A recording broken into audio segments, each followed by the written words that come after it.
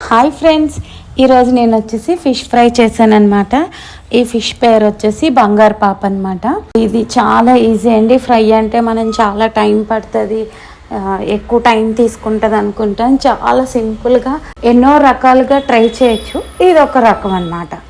So ఫిష్కి శుభ్రంగా clean చేసేసుకొని దాని మీద పసుపు, ఉప్పు, కొంచెం కారం వేసేసి చిన్న ఆయిల్ వేసి మనం ఇంట్లో రెడీ చేసుకున్న మసాలా పౌడర్ దాని మీద అలా జల్లేసి మొత్తం అటు ఇటు బాగా ఉప్పు కారం బాగా పట్టేలాగా మొత్తం దాన్ని కలిపేసి ఒక్క 15 మినిట్స్ పక్కన ఉంచేసి మనం అట్లు పోసుకునే పెనం ఉంటుంది కదండి, దాని మీద ఒక టేబుల్ స్పూన్ ఆయిల్ వేసి చక్కగా అటు ఇటు కాల్ చేస్తే 10 మినిట్స్లో ఫిష్ ఫ్రై రెడీ అయిపోతుంది. ఇది చాలా టేస్ట్ అండి.